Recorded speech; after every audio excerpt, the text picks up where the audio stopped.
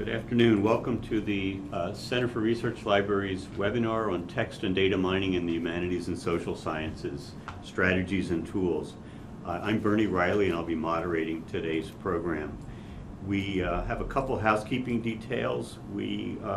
Since we had about 250 registrants for this webinar, we have muted all your phones so that we don't have too much feedback and distortion during the course of the webinar. You should feel free, though, to post questions to us through the chat box. Those questions will be exposed only to the presenters and to us here at CRL, rather than to everyone on the who's in attendance. There will be we'll address these questions during the question and answer periods during the course of the webinar. We are recording and archiving the presentations today, and those will be available to you after the fact on the CRL website. CRL's interest in text and data mining stems from a number of things. Number one, CRL has always been a organization committed to preservation and accessibility of primary source collections. We've supported, since founding in 1949, CRL has supported original research in the humanities and social sciences. In more recent years, we have begun the negotiation of licensing terms for the acquisition or the subscription of our members to large databases, including the ProQuest, some of the ProQuest databases, like the one that's going to be featured in the presentation today. CRL also provides resources for licensing to help inform member institution decisions about investment in digital resources and digital large databases. Those resources are in the form of the eDesiderata platform, which is a platform for reviews and evaluation of major databases, and also the Live License model license and Live License software, which was recently updated by Ann Okerson and a team of licensing specialists under the auspices of CRL, and with support from the Andrew W. Mellon Foundation. So CRL's interest in text and data mining, again, arises from its interest in primary source collections, its activity in licensing of databases, and its work in the providing resources for local licensing and subscription to large databases. We've had a number of webinars on text and data mining in the past, CRL has, and that, I guess, falls under the rubric of support for licensing and investment in electronic databases.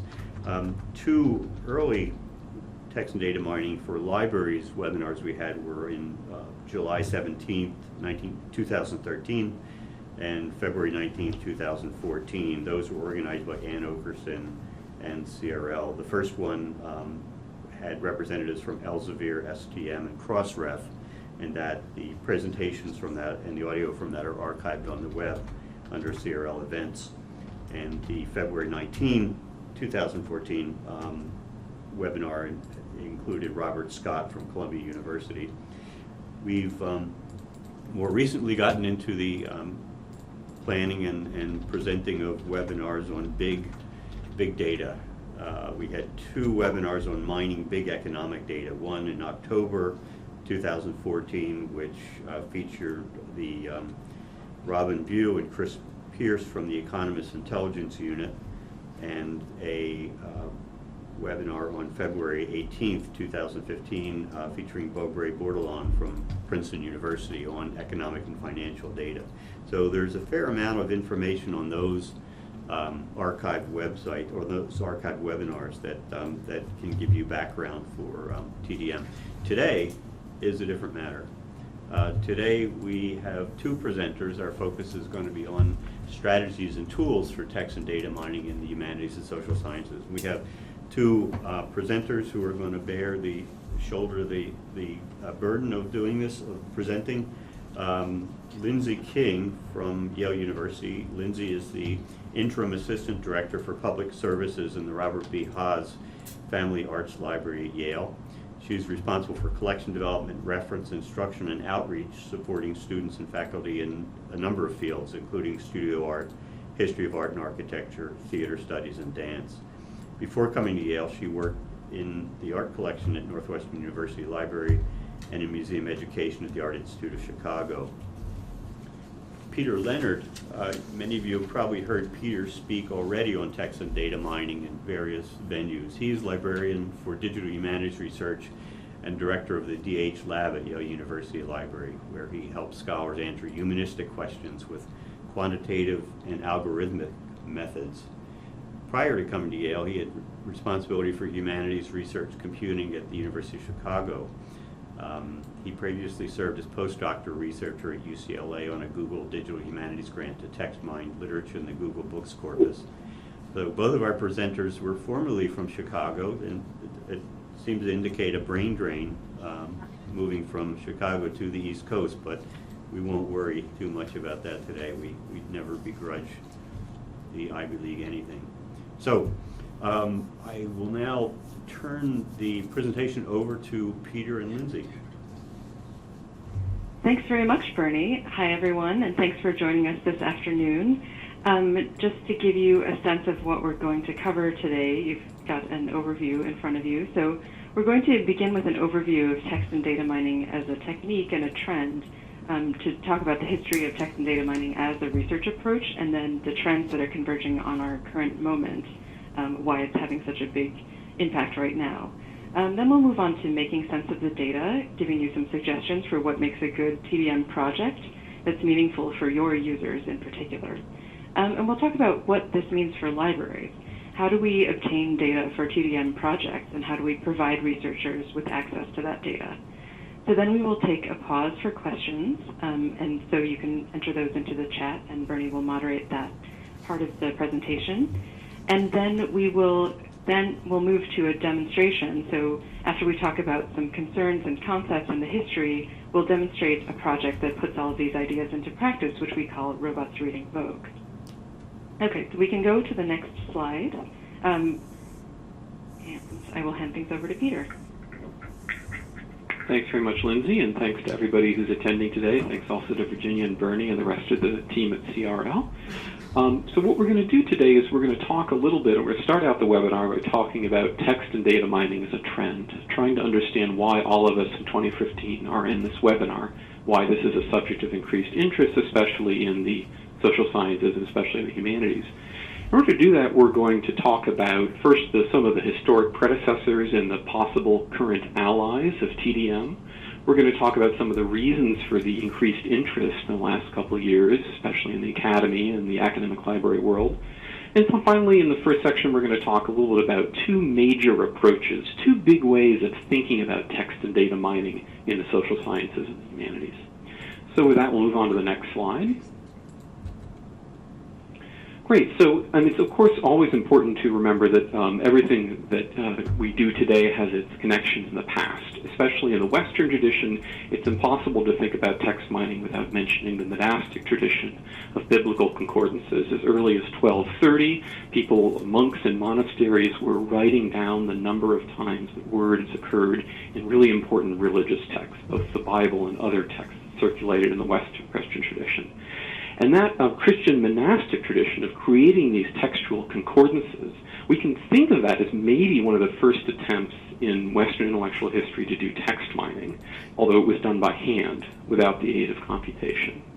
And that monastic tradition, I think, has a connection to one of the sort of people who were thought of as founders of modern digital humanities, a name that may be familiar to some of you, the Jesuit priest, Father Roberto Bussa, who after the Second World War in the 1950s and 60s began to input the works of Thomas Aquinas into early IBM mainframes. He did some of that work at Yale, in fact. So thinking about that continuity, going back to people counting words by hand, to doing the work with mainframes after the Second World War, We can also think about other times, other disciplines that have undergone transitions that have been mediated by technology. And one of my favorite examples is the shift in astronomy with the invention of radio telescopes in the 1930s. So if we think about the discipline of astronomy, this was a field that for hundreds and hundreds of years pursued more and more precisely polished pieces of glass to let people make more and more precise observations with their eyes about the heavens and all celestial bodies. But with the introduction of radio telescopes, pioneered by Germans in the 1930s, suddenly astronomers found themselves with a signal processing problem because you can't easily look at the results of a radio telescope. You can hook up a radio telescope to a speaker, and if you do, you'll get static, you'll get white noise. So suddenly you have this signal processing problem of figuring out what's the frequency of the data I should be looking at. This is another example in the past of a different discipline outside social sciences and humanities that have had to come to terms with new equipment, new techniques to make sense of a lot of data. And then finally, moving to the present day in 2015, I always say to folks in the humanities here at Yale that it's important we always try to think about other people on campus who are doing allied work. Now, there's some obvious departments doing really important data mining work. You could find people interested in this in applied math and statistics, in computer science, in other fields. But the other thing I think it's important for us not to forget is that many people in linguistics departments have been doing text mining for decades, especially in subfields such as corpus linguistics or computational linguistics. So I think it's important to keep in mind both the sort of history of other fields, counting data, counting words throughout time, as well as who might be on some of our campuses who might be able to help us out as people in the humanities and the social sciences pursue text and data mining with new vigor. So with that, we'll move to the next slide. And this is where we move away from history and start talking about why are we all on this webinar right now? What makes 2015 this moment where folks in the library world or folks in the humanities, folks in the social sciences are increasingly interested in text and data mining? And I'd like to talk about three main points here. The first reason for the current interest is, of course, the sheer volume of digitally sourced material that's now available online. I'm sure there's everybody on this webinar who's heard of Google Books. And many of us probably have heard of HathiTrust, the organization that manages the material scanned out of research libraries that went into Google Books. Many of us have heard of JSTOR, and then we can also think of groups like ArtStore and other commercial vendors that manage discipline-specific digital material. But the second point is our access to this sheer amount of digital material is increasingly being opened up for programmatic access through application programming interfaces, or APIs, which is just a fancy way of saying that they're increasingly sophisticated ways of constructing queries to get specific bits of the data that's in places like HathiTrust or in JSTOR, specifically for the purposes of text and data mining. So many of us have heard of HathiTrust. Probably fewer of us may have heard of HTRC, or the HathiTrust Research Center, which is working within HathiTrust to enable programmatic access to data in the Google Books corpus. There's a similar group within JSTOR, the JSTOR DFR program, which stands for Data for Research. So using JSTOR DFR, I would be able to get maybe term frequency counts for all journal articles about German studies in the 1970s, an example. And of course, there are an endless number of vendor-specific text mining APIs. Elsevier has been in the news in the last year or so about them ramping up a TDM API for their particular proprietary collection information. The final point I want to mention, after the sheer amount of digital material and after the more sophisticated ways of programmatically getting at that digital material, is the increase in the sophistication of the techniques we have in order to make sense of this large amount of material. And I think the first point in this section would be to say that what many people may remember from the 1990s as being termed artificial intelligence, well, the term has shifted towards machine learning. Some of the goals are the same, some of the algorithms have changed, but there's incredible sophistication in the machine learning world of being able to make sense of data that isn't very well cataloged, that we might call unlabeled text or unlabeled data. And some of this algorithmic sophistication is being made possible by the computational power that we now have available to us that maybe in the 90s was only available to users of supercomputers. Nowadays, with the Moore's law, the doubling of the amount of transistors you can fit on a CPU every 18 months, with relatively low RAM prices, we're able to tackle really complex, sophisticated problems that would have taken a lot of expensive equipment, even 15 or 20 years ago. A lot of this is connected with sort of real-world implementation of Bayesian statistics, Bayesian inference, the ability to sort of chew through full data sets rather than doing sampling, which we were forced to do in the past. So those are some of the reasons I think that the current moment represents a sort of turning point for interest in text and data mining amongst humanities and social science researchers. And with that, we'll move on to the next slide, which is the final section of this first introductory part, where I want to talk about two really high level, like 10,000-foot level approaches to thinking about text and data mining. This is my own organizational schema. These are not scientific terms, but I like to think about text and data mining as falling into two categories. One of these is looking for something you think is there, and the second one is letting data organize itself. Now, the first of these is actually pretty congruent with standard practice, at least in the humanities. I'm a literature person myself. The notion of looking for something you think is there is very similar to reading Hamlet and looking for moments where the main character is unsure about what to do. We think we know the text, so we're looking for words like honor or certainty or things like that. But the second of these, letting data organize itself, can seem pretty heretical to disciplines like the humanities or literature where we don't believe that data has agency. And yet what we're going to show today in both the theoretical level as well as the real-world level, I'm going to try to show some examples of how looking for sort of implicit structure in large data sets can sometimes be a useful tool in making sense of information. So as an example of looking for something you think is there, let's move on to the next slide.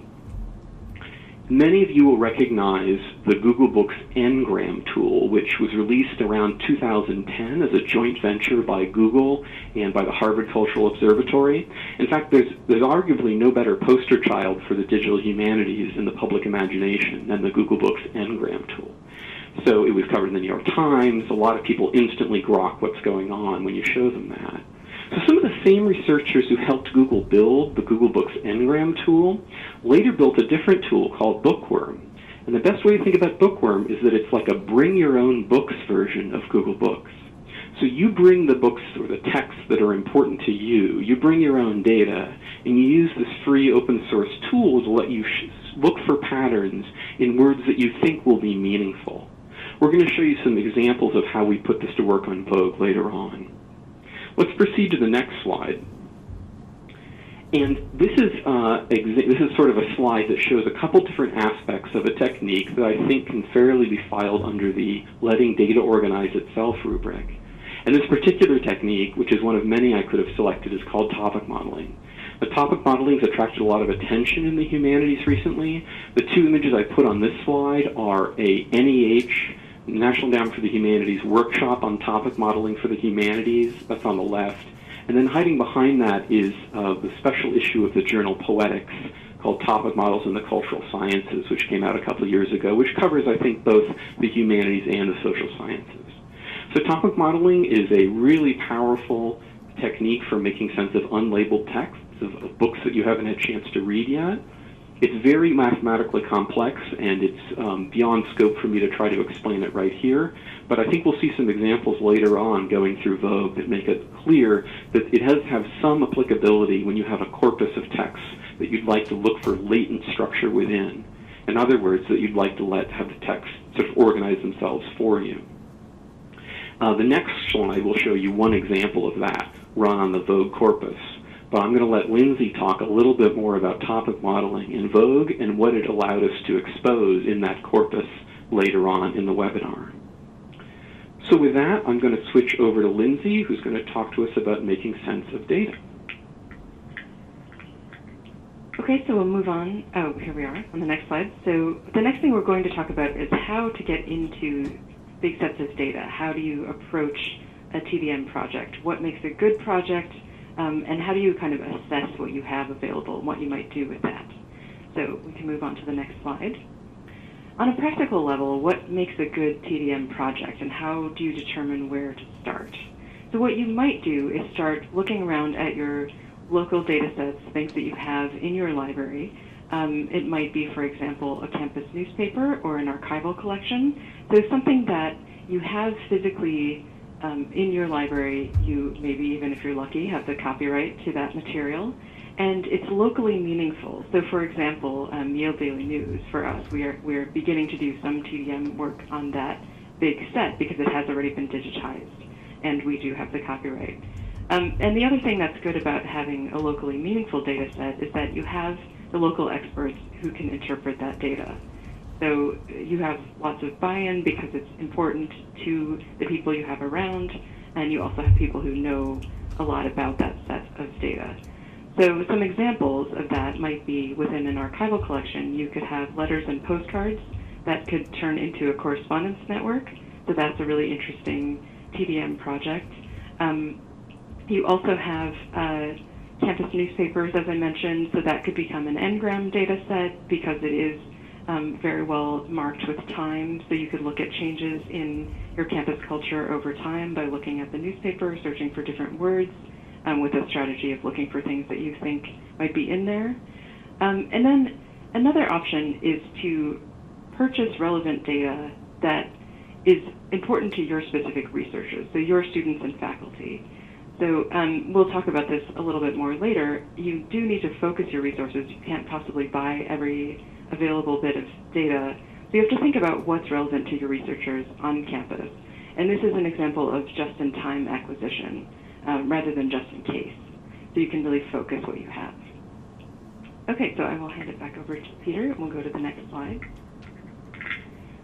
Thanks. So in this section, we're going to talk a little bit about what information you might have, either as you already have in your libraries or in your various institutions, or material that you might be considering doing your own digitization of, or possibly licensing or purchasing data from a vendor. One of the things I want to make clear on this slide is, at least in my own experience, there's so many techniques out there that you shouldn't despair if you only have a partial aspect of your data.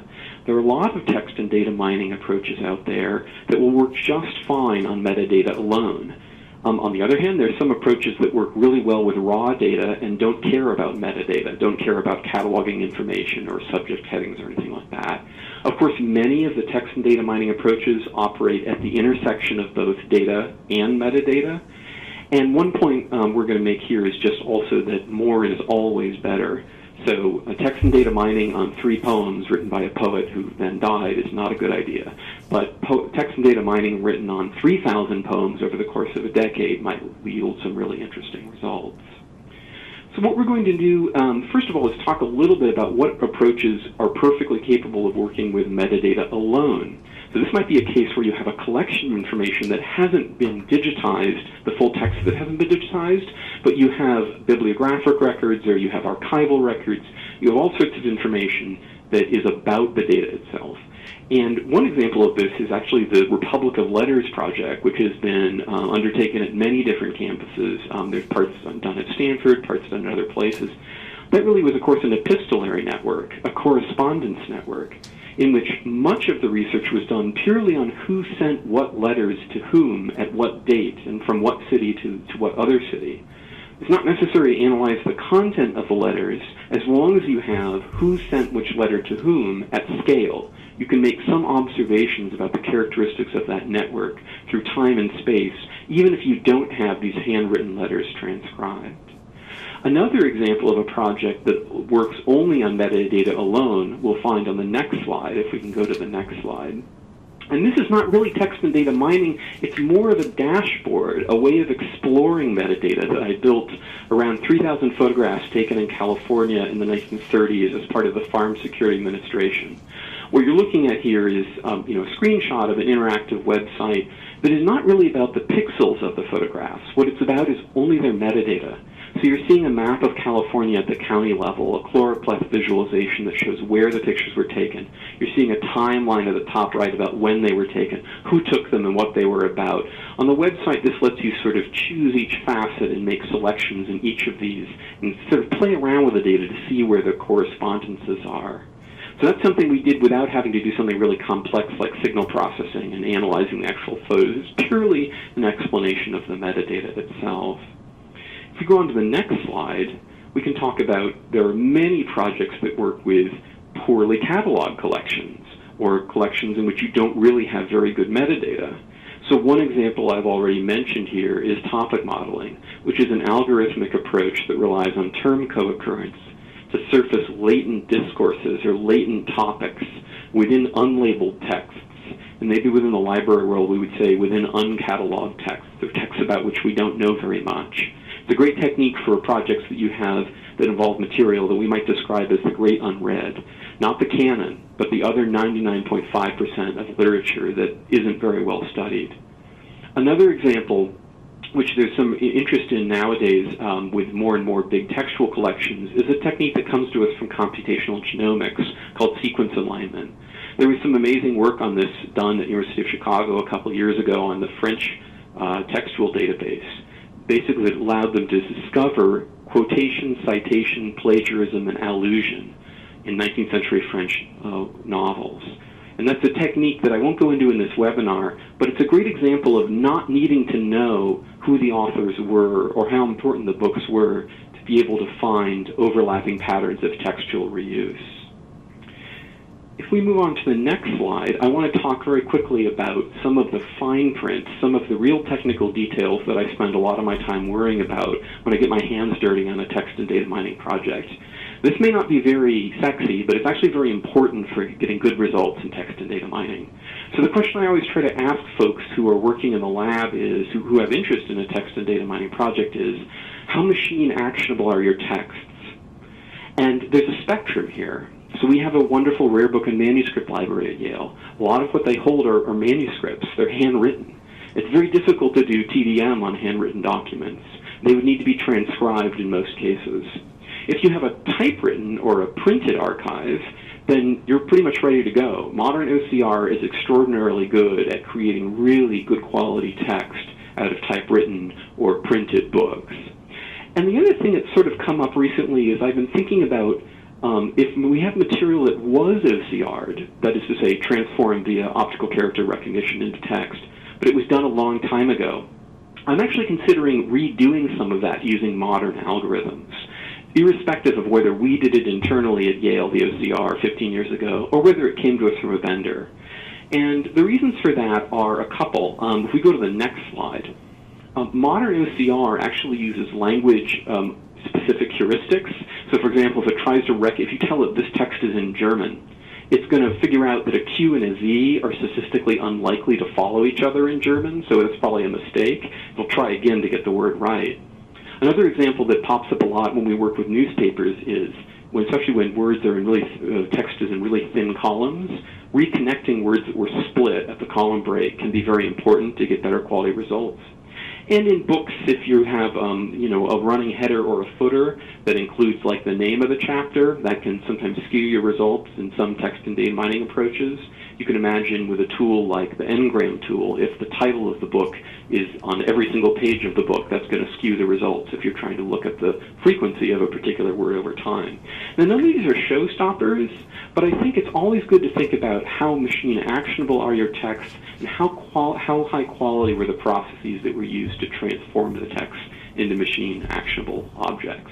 I should also mention here that there's really important work that's been done in the last 5 or 6 years, not only on Fraktur or black letter texts, most often used in German, but also the 18th century OCR project by Laura Mendel has resulted, or will soon result, in even higher quality texts from the 18th century. So going back to some of those early texts and rerunning them through modern OCR can sometimes really pay a lot of dividends.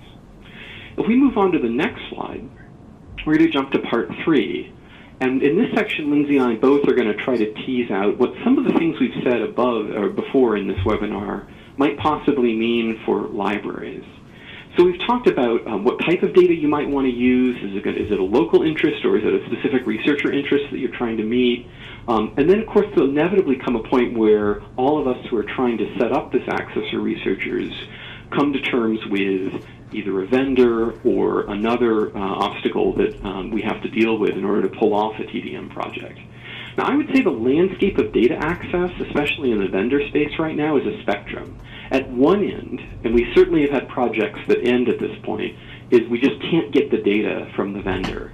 It's possible that the vendor has no ability to give us the data, doesn't have the legal right, doesn't have the technical ability. That still happens in 2015. It's always very frustrating. There's one level above that in terms of access, which is that we're starting to see some really basic TDM tools integrate themselves into vendor platforms. So when I say a hosted platform, I mean the interface that Yale or ProQuest or EBSCO puts on top of their data. So if any of you have access to the National Geographic Archive, that has like a very basic Ngram tool built into that. And I'm always really excited to see those tools be part of the basic browsing experience, because it means that it's there and it's for free and they maintain it and they debug it. The problem is, of course, that you don't really have control. If you say, I want to be able to treat uppercase words separately than lowercase words, it's rare that you're able to go in and make those types of detailed changes. One level beyond a tool that's part of a vendor platform is, of course, an application programming interface or an API, where you can ask questions of a large corpus. You could say, give me all books in Google Books that were written in the 1890s in Italian from a particular city. So that's an example of being able to download specific information from either JSTOR or HathiTrust or other vendor APIs in the future. And that's pretty much the best you can get, except for the last item in this bullet point list, which is full access to the raw data. This can either be done by downloading the information. I want to make it clear that this is not scraping. This is like actually getting the information from the vendor over the internet in a kind of packaged form. Or in some cases, we get hard drives through the mail from various vendors, which contain local copies, essentially replicas, of the information that's already available online as part of the vendor's package. There was a great presentation given at CNI in 2012 by Molly Herndon, Molly Tamarkin, and another fellow from Duke about what do we do with all these hard drives. And they were one of the first people to sort of talk about what is it like to use these vendor hard drives for text and data mining. What you're going to see later on is a project that was dependent on the full data, the full raw data. It was actually dependent on 6 terabytes of information from Vogue. There are different levels of potential and effort in each of these, and there's kind of it sort of linearly scales where the more you can do with something by having the raw data, it's also going to take a lot more programming effort. So that's one thing to keep in mind. And with that, I'll switch over to Lindsay. Okay, we can go to the next slide. So expanding a little bit on what Peter's been saying about what we do with full data and what that means, I wanted to go into a little more detail about the way that we got started on the Vogue project. So initially, Yale did purchase a perpetual access license for Vogue, for the ProQuest Vogue archive. And in this case, that was the key to us getting the data for text and data mining.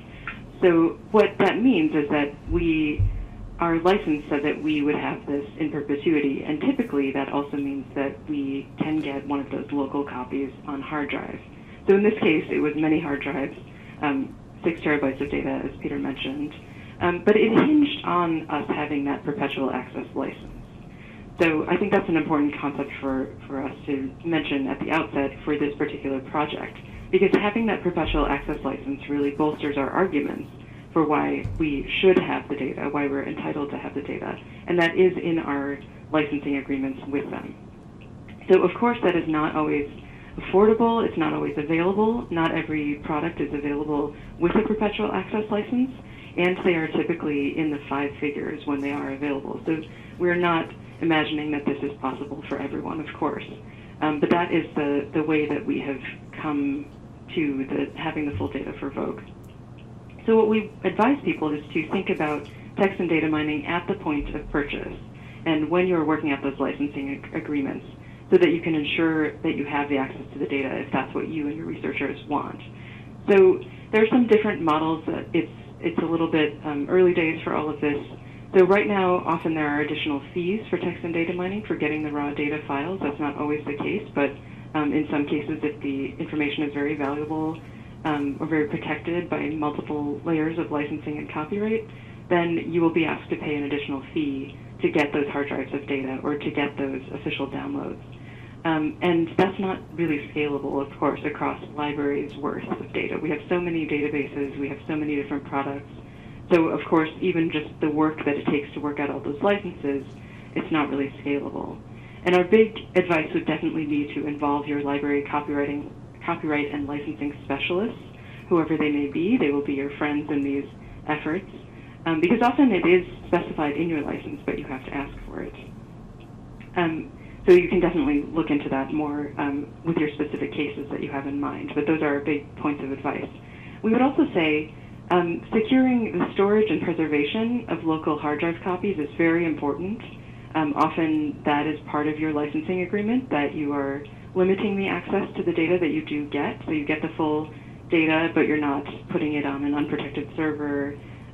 Maybe you have agreements that researchers will sign before they get access to the data. So you have to really spell out who can access this data, what they're going to do with it, so that you can keep in control with that and not run afoul of your licensing agreements. The other thing about secure storage and preservation is that many of us have existing e-journal preservation systems, but that's not really what we're talking about here. It's not designed to allow you access for text and data mining. It's not even really a local preservation copy. It's designed for catastrophic events when you would really need to rebuild your catalog. So it's not the same thing here. So getting the data, if you have an e-journal preservation system, it's not the same thing. So that's an important point as well. So with that, I will ask for the next slide, and we can switch to Q&A mode. So Bernie's going to moderate and feed us some questions that we can take. Thanks, Lindsay. Feel free to enter them into chat. Great. Yeah, we do, this is Bernie Riley at CRL again. We have questions coming from a number of sources. Number one, the chat. And so if you have questions that you want to ask, if you're participating in this webinar, you can write them into the chat now. We have a few there. We also have some questions or some topics that people asked us to address when they registered for this webinar. And we have a lot of those. If we don't get to your question, don't despair. We use the questions that you asked to shape the content of future CRL webinars. And this, as I said earlier on, this is the 5th webinar we've done on text and data mining. There will certainly be further ones that will happen. So we to the questions. Someone asked about the JSTOR service that you Lindsay and Peter mentioned. Is that something that's currently available and it comes under the JSTOR subscription, or is that a special fee for service for the JSTOR DFR, or Data for Research, has actually been around for a couple years, and I think it's actually a really innovative way of solving some of the problems that we've identified in this webinar, specifically access to in-copyright material. What JSTOR DFR does, what Data for Research does, is it allows you to make a selection of articles from the current set of journals in JSTOR, many of which are in copyright. They're post-1923 journal articles. You can go in and you can actually use JSTOR's own subject heading affordances to be able to say, I'm only interested in German studies or classics, whatever you want to do. And what I want to do is I want to pull the what are called term frequency counts. So these are actually sort of like dehydrated articles. Instead of the articles being in the word order that you would expect if you were reading them, what they are is their term frequency counts. That's how many times does the word the occur? How many times does the word Berlin occur? And so by giving the data to you in that format, it's not readable by a human, but it is readable by an algorithm. In fact, it's readable by techniques such as topic modeling. So what's great about that is folks have gone in, David Mimno went in and looked at classics journals from JSTOR over 100 years. Alan Riddell went in and looked at German studies journals, looking at how discourse in those disciplines changed. And they did those projects with in-copyright and out-of-copyright materials through JSTOR DFR, because the articles they were given were not human readable, but they were machine readable. And so anybody can do this. I don't even think you necessarily have to be a member of the JSTOR consortium. Don't quote me on that, but it's very open. You can go in. If you Google JSTOR DFR, you'll see the ability to download these extracts of term frequency counts from JSTOR. Good. So that's kind of a limited capability, but it is available to people that have the JSTOR corpus. Sounds good. Exactly. Yeah. Exactly. Another question, this is kind of dear to our CRL heart, is what's the status of OCR for non-English language text, and particularly text with non-Latin scripts? Right. Well, that's a great question, and I don't work primarily in non-Western scripts. My feeling is that the kind of there's two products that are pretty good, depending on how you fall on the open source side. So Abby, which is ABBYY, is a Russian company. It's a company that makes commercial software, but it is the Abby Fine Reader product, which is not more than like $100 or $150 with educational discount, is actually really quite good at most languages. And then there's another product originally from Hewlett-Packard and now sort of controlled by Google, which is the Tesseract OCR engine. That's free open source OCR engine. I've run both. It depends on whether you want kind of a command line experience or a kind of Windows point and click experience. But Bernie's question about the non-Western stuff, that's really crucial, and I'm going to punt on that because I haven't done enough in non-Western languages to be able to say how good that stuff is. I think one thing you could say was that it does sometimes come down to print quality. So even in really boring non-exotic languages like French, if we're working with teeny newsprint on microfilm, sometimes, even though French is a very well understood problem, French is very easy to OCR, but it sure gets hard when the text is really cruddy and it's from a 1940s newspaper and it's on microfilm and we're trying to scan it.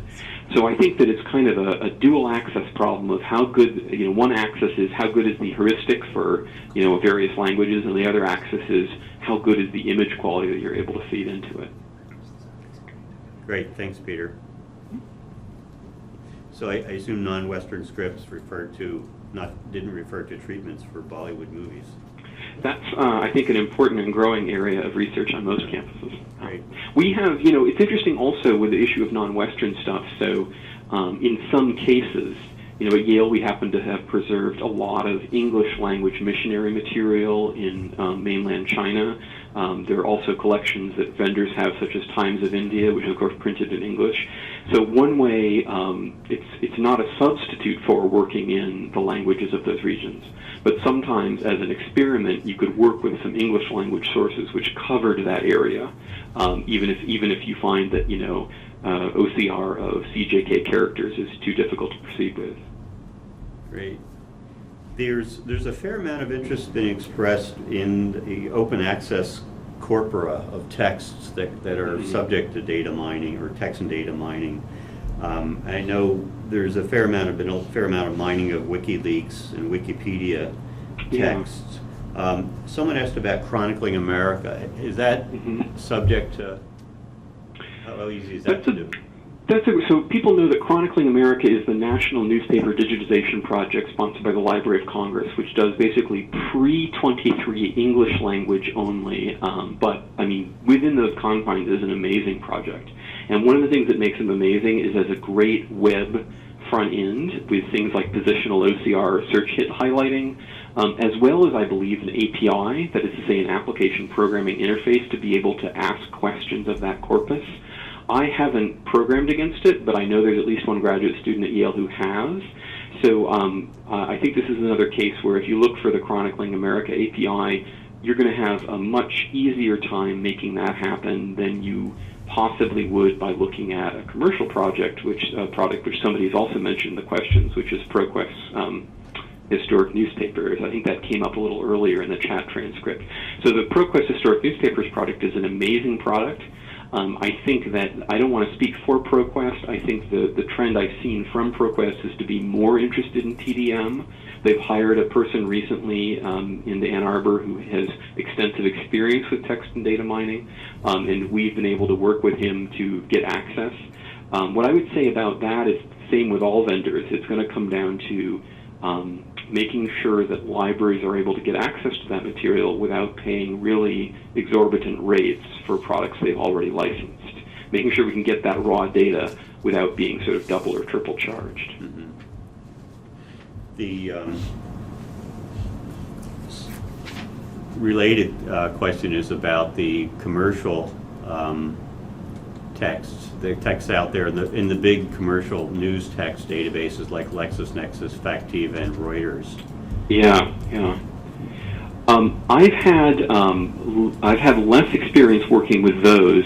I have worked with some of the material that goes into LexisNexis. You know, one of the interesting things about TDM is trying to tease out the relationship between the company that owns the copyright and the multiple companies that have created a digital project to sell it.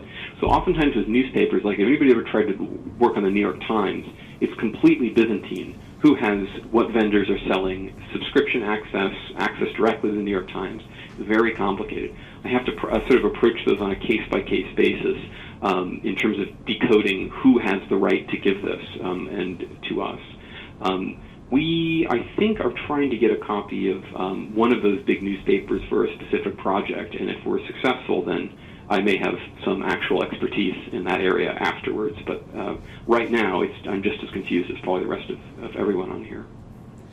Yeah, my take is that in those big commercial databases like Factiva and LexisNexis and not some, they are building powerful tools to mine those, but they're slanted towards commercial or towards use by people in the finance, in the fields of finance and economics and those.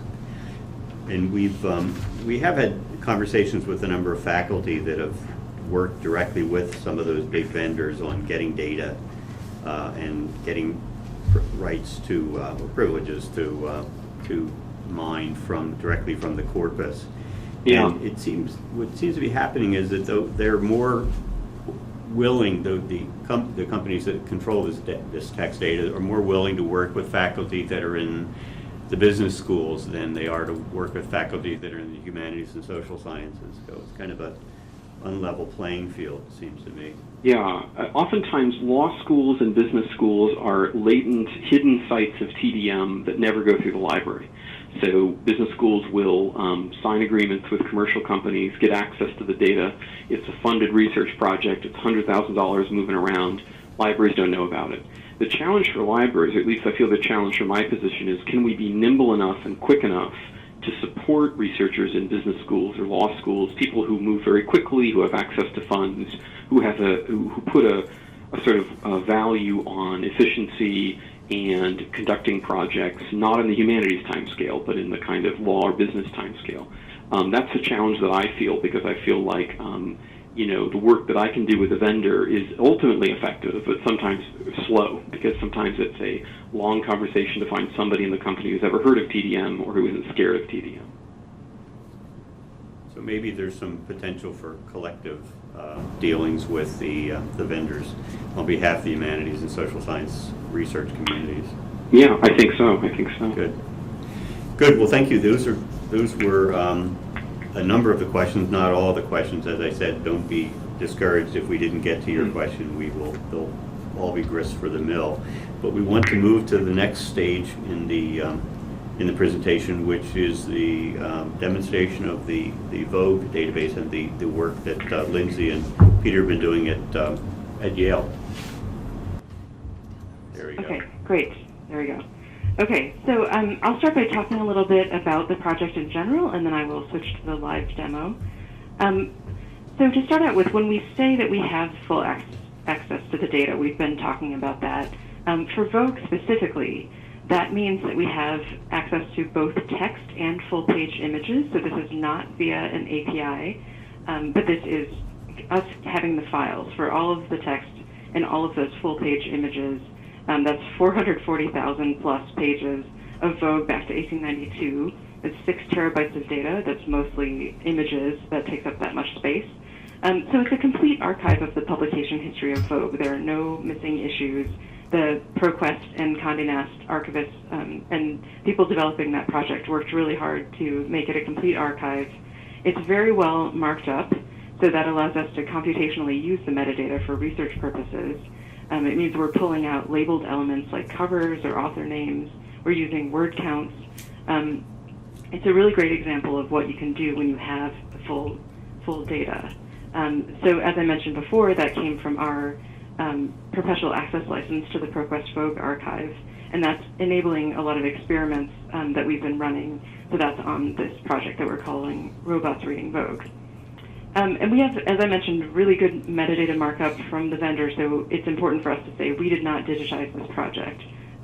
We've got, that would take a really long time. So we've got not only all of the text on the page of each ad, for example, but also the date, the page number, the product that's advertised, whether it's part of a multi-page spread. So it's really very robust, and it's allowing us to do a lot of interesting things. So for example, the fashion shoots are tagged with a photographer, designer, art director, almost anything you could think of to search about that image. So it's a really high level of detail, even more than some of their other products. And another thing that they've done is to join the text of the articles together. So often in Vogue, you've got the title page, and then you have the beginning of the article, and then it says continued on page 400, and you have to skip all the way to the back of the magazine. So as you can imagine, semantically, that's really important to link that text together. So that's giving us all kinds of things that we can do with the full text of the articles as well. And I should pause here and say that this is like the opposite of an open data set.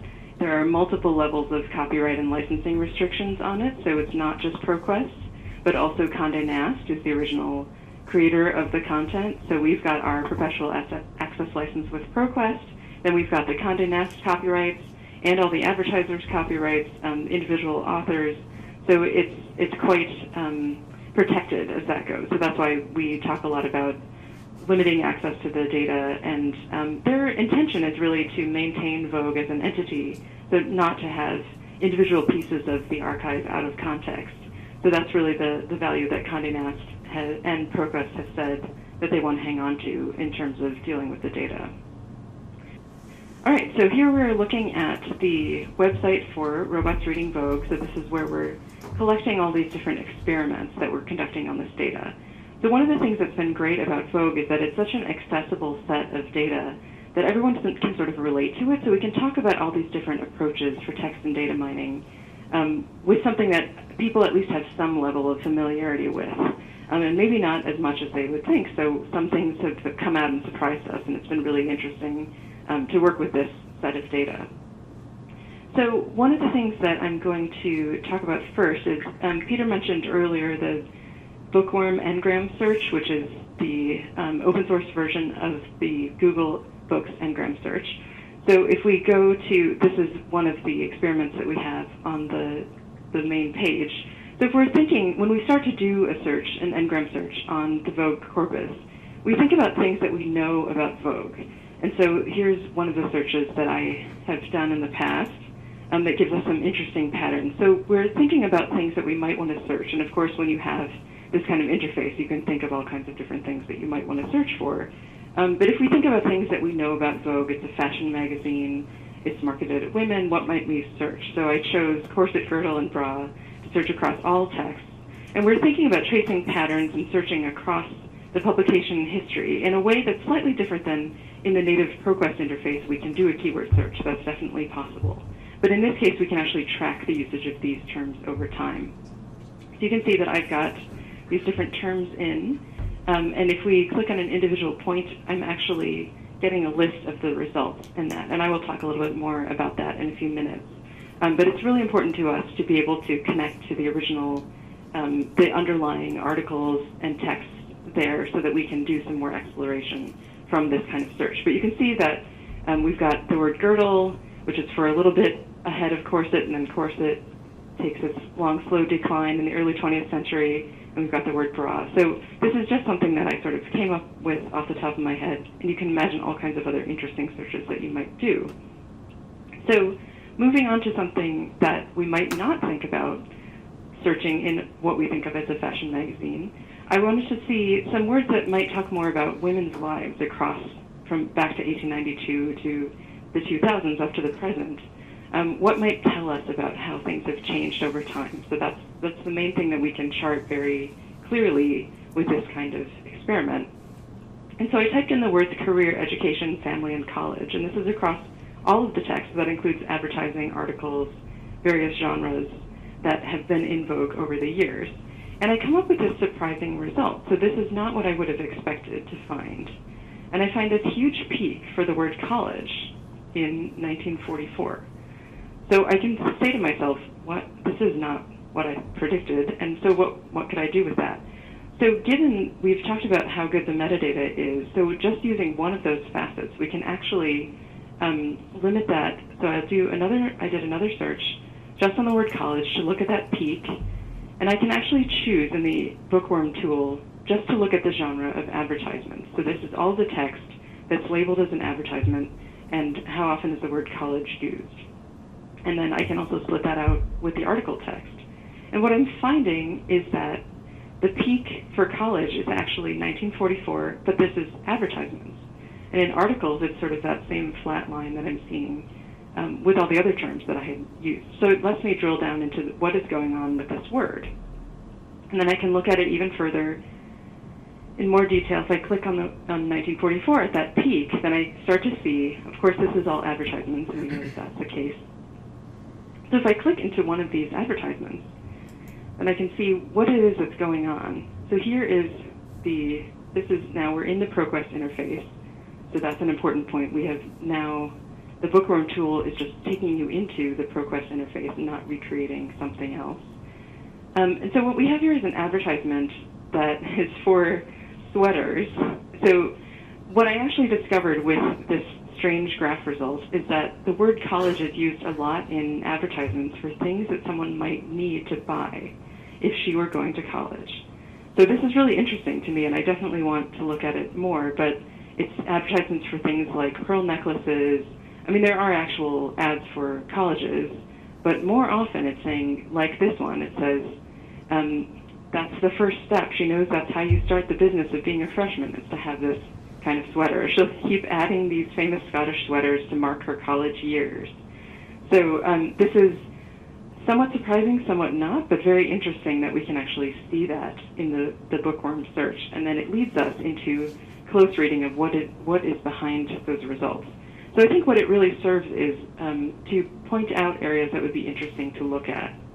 So you're sifting through this huge amount of data, trying to think of interesting questions to ask, and maybe you already have some in mind, but what we've found consistently is that the data will surprise us with interesting places to look, so we can then dig in a little deeper and be surprised with what we find.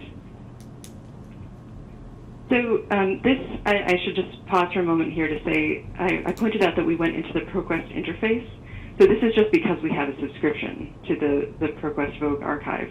So if you were looking at our bookworm search and you were clicking through, you would get to this point of seeing what's behind it, but you would not be able to actually click into the content unless your institution subscribes to ProQuest. So that's one way that we're providing the tool without recreating access to the underlying data, and that's really important for our licensing agreement and sort of differentiating between what the library is doing and what ProQuest is doing. We're not duplicating efforts there. Okay, so moving on to topic modeling. That's the next of our experiments here on Robust Reading Vogue. And this is the other technique that Peter has mentioned a few times.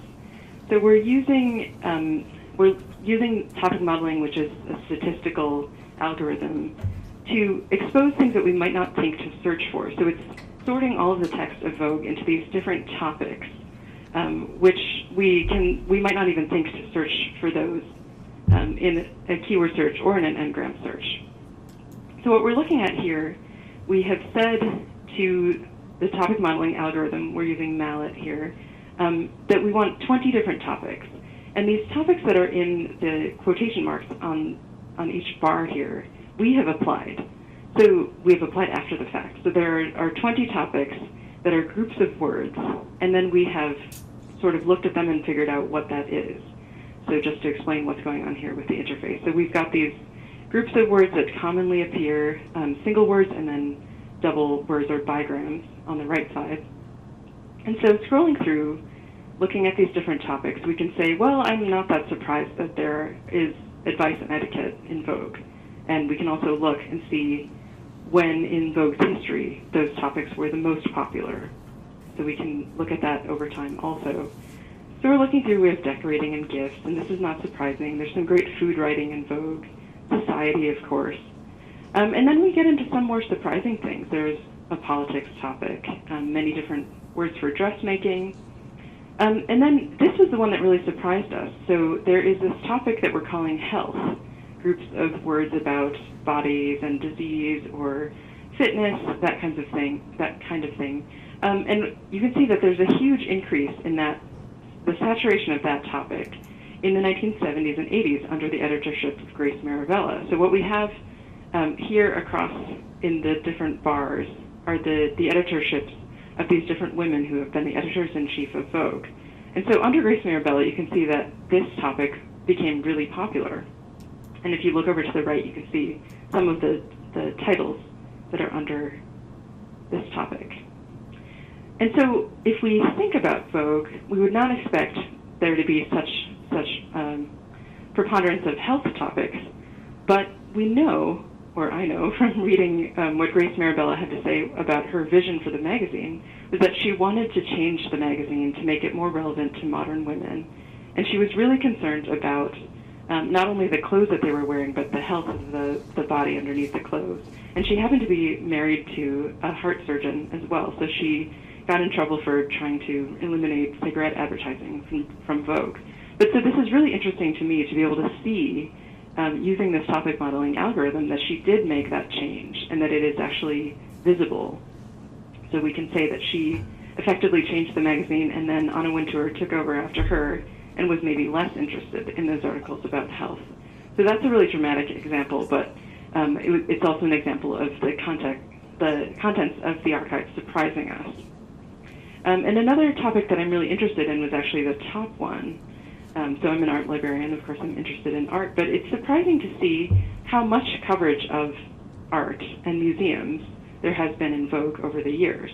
And so we've got a pretty consistent coverage over the years, and we can look into the individual articles and who is writing them, and there's a lot of interesting stuff going on there. So again, that was a bit of a surprise, but it's nice to be surprised by the data and find new things to look into. So if we go back to the homepage, one more thing I want to show you is that we are using the data that we got from ProQuest to actually facilitate some student work. So we've had some students in computer science who are really interested in what they could do with this data, and we love that because they can come up with new things that we wouldn't have conceived of. So we're always thinking of new experiments, but they came up with even more. So we had two students. One is in applied math and statistics, and she was applying a lot of computer science programming methods, but she's also interested in gender studies issues. So her name is Christina Wong. She's doing this analysis of faces and body language using face recognition software, facial detection and facial recognition, to look at the images in Vogue and try to make some conclusions about what was going on with the way that women were portrayed. So that was really interesting because that was completely different from the other kinds of experiments that we had run on the data. And we also had Clyde Edwards, who's looking at using pattern detection algorithms to look at the amount of space on the covers of Vogue that was given to text versus image and how that changed over time.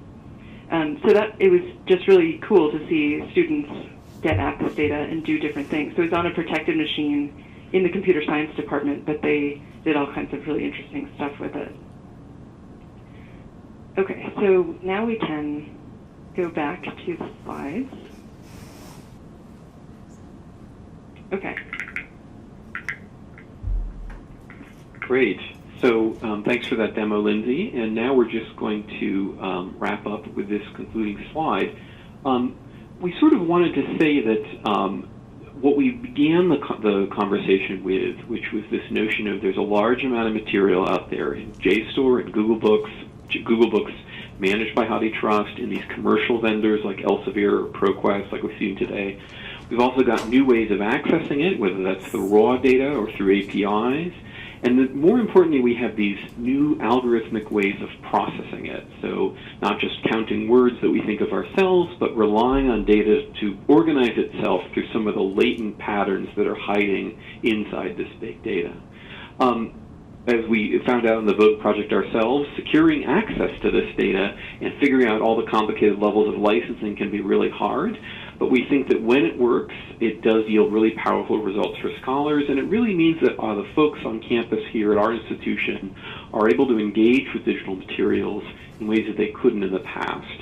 This is probably true at many institutions, but an increasing amount of our non-rare book spend at Yale is going to electronic resources. So librarians being able to help out with getting access to and sort of getting researchers' hands on this electronic data, we think is going to be more and more important over time. We really believe in trying to secure access to data that's important to researchers on campus when we can.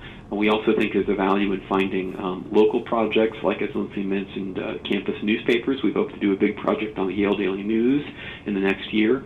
And finally, this notion of in all the confusing world of TDM, of all of our efforts to understand the field of machine learning or to think about ways of trying to find signal within what looks like so much noise, we think it can be helpful to kind of divide our efforts into building better and better ways of looking for things that might be there based on our presuppositions, as well as exploring ways of letting the data organize itself. And with that, I think we'll go to the final slide and open it up for questions and comments. Thanks, Peter. Thanks, Lindsay. We do have a bunch of questions and comments have come in.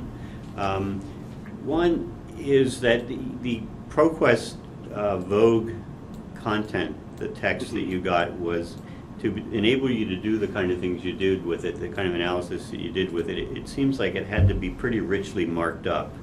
It wasn't just this simple ASCII that you usually get in some of the news databases like Factiva and them, because you need to distinguish things like advertising from articles, that kind of thing. Right. So that's right. How does that compare with the text that's available, like say through Google Books or HathiTrust? Yeah, that's a great question.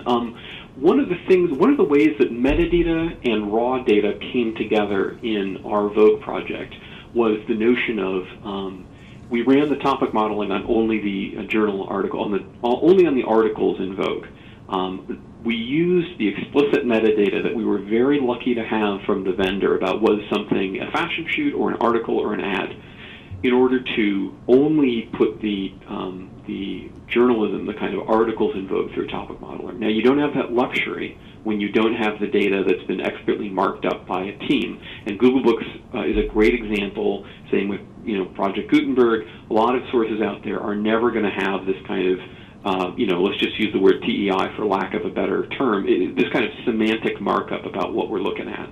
I think we would have been able to do a pretty good, interesting topic modeling project if we didn't have that markup of what is an article and what is an ad. But we would have ended up with a lot more junk topics, and we would have had to do more work to pull out the advertisements. In some previous work I did on the Google Books stuff, I actually did topic modeling on Google Books in a particular Northern European language.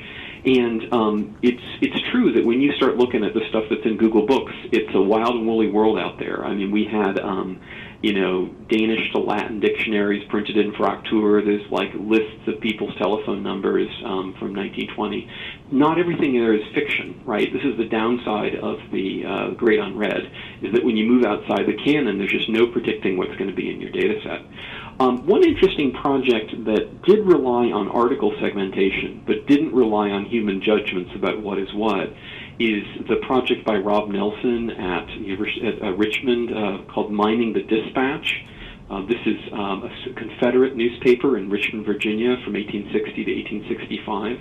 If I'm remembering that project correctly, Rob had humans segment the articles, so every article was separated from every other one.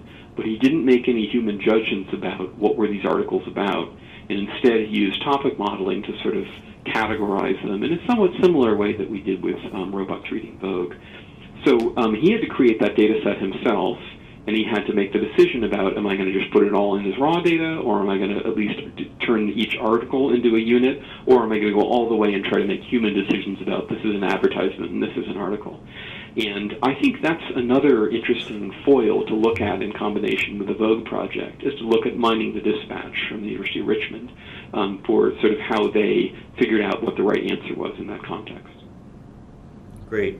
Is the ProQuest historical newspapers as richly marked up and segmented as Vogue? Do you have a sense of that? That's a good question. We'll know soon because we're trying to get some of that information. My feeling is they may have, from what I've seen, I think there's probably somebody on this call who knows more than me, but I think they may have article segmentation, but not, judgments about is this an economy, is this an article about the economy or about style or something like that. Yeah, they do have article segmentation, I know. But our impression was that Vogue is really such a popular product, that the content is of such interest to so many people that they really went above and beyond on that one. So even as a comparison, Women's Wear Daily, which they came out with after Vogue, and they're doing Harper's Bazaar next, it's not the same level because Vogue just lends itself to so much. And if we look at Women's Wear Daily, the metadata is still great, but it's not the sort of labor of love as Vogue. yeah, it's interesting. I wonder if the complexity of the intellectual property issues with Vogue content that you mentioned at the beginning of the presentation might have had something to do with it as well. Mm-hmm.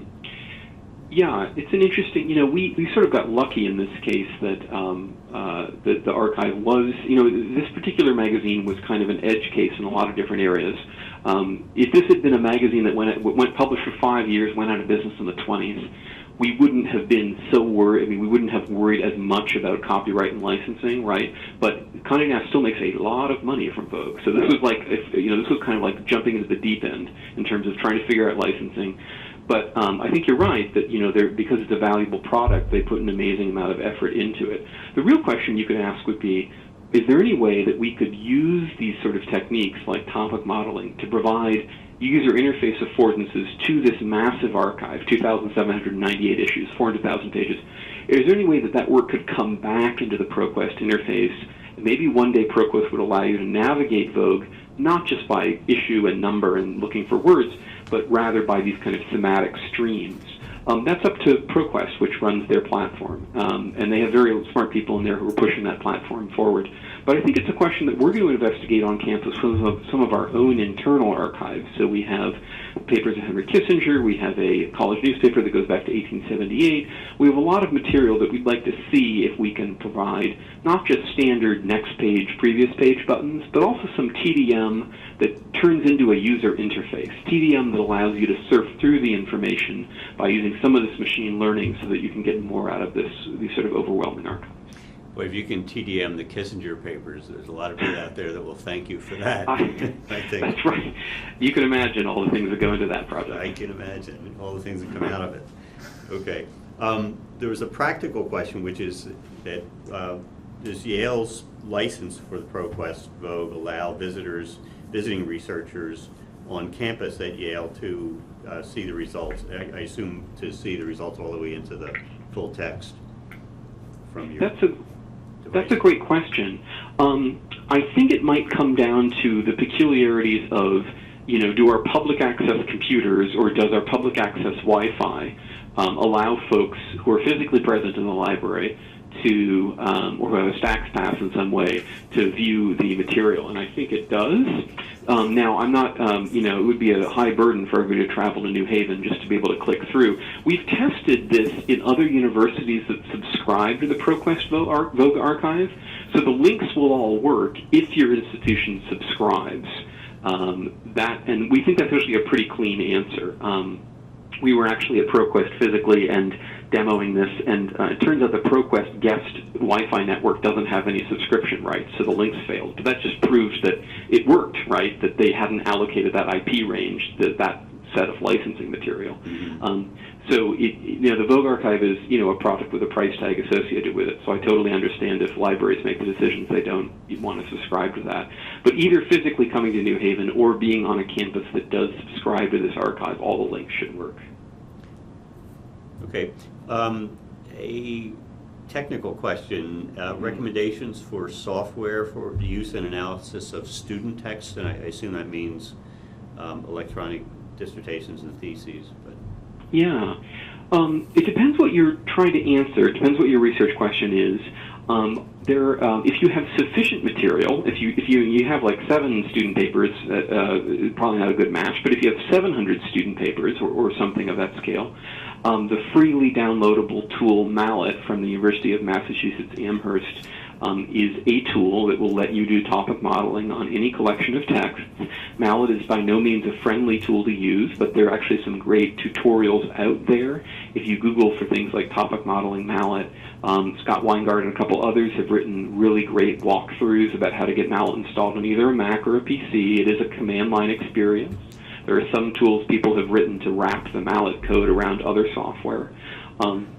Some people, it depends on your campus. Some campuses have great support for R or other statistical packages, sort of huge data analysis environments that let you load in plugins and do things in tools like R or RapidMiner or other software. Other folks who are comfortable with programming want to tackle things themselves.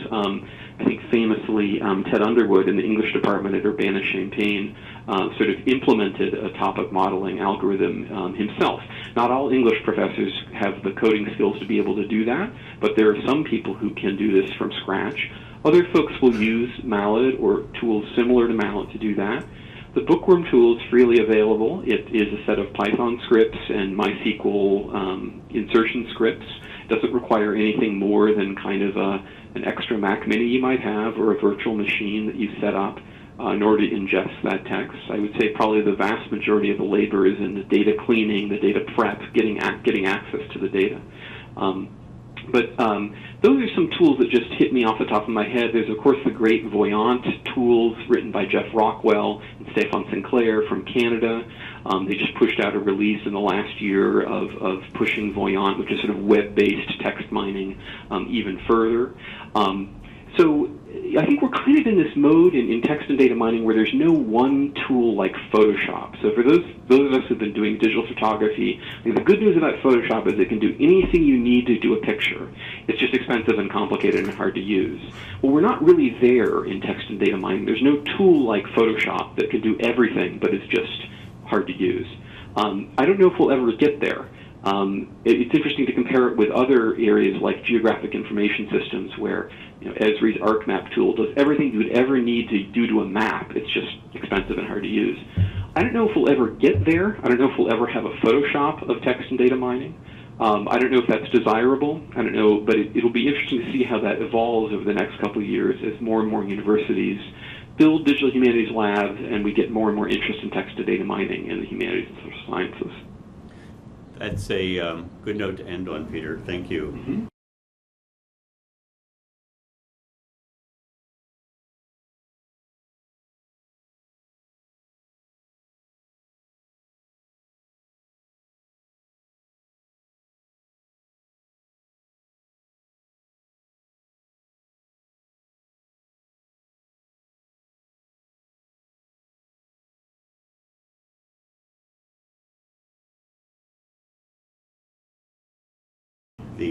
If we didn't get to your questions, please do know that we will take them into account when we develop future CRL webinars. A topic that came up a number of times today and was in a number of the questions that people submitted was the matter of perpetual access and how that might enable a way to kind of a door into text mining and data mining in large corpus of licensed materials. We are developing a webinar on perpetual access. Ann Okerson is in the process of designing that at this point for CRL. Ann's our senior consultant on licensing and electronic resources, so that will be announced at some point.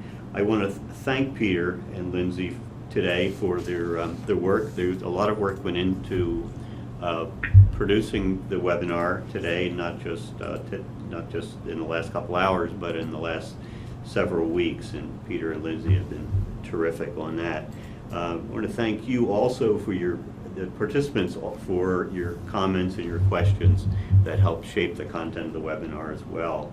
CRL does depend on the experience and expertise of people in our community to inform the prudent and wise and informed investment in electronic resources. So I will let Virginia Carrick close out the webinar. Thanks, Bernie. This is Virginia Kerr, Head of Communications and Development at CRL. And a special thanks to Peter and Lindsay for an excellent presentation today. And thanks to all of you for joining us today. I'd like to remind you of a future webinar coming up very soon, hosted by CRL, on CRL's own programs in licensing and our acquisitions programs. That will be on August 19th, and the registration form is available for that. We greatly value your feedback, and we encourage you to fill out the brief online survey, which will appear at the conclusion of this webinar as you log off. Your feedback is very important, as Bernie indicated, in our programming and planning for future webinars. A recording of this presentation will be posted on CRL's YouTube channel soon. We hope to also document many of the questions and comments, especially if some of those were not addressed directly in the audio of this presentation. We'll send out a notice to all registrants from the webinar for letting you know when the recording is available. You can sign up for more updates on CRL's collections, services, and upcoming events through our online, you can get information on them through our online newsletter, CRL Connect. So be sure that you are signed up, subscribed to CRL Connect, and you can also find us on Facebook and Twitter. We look forward to hearing from you. Thank you very much.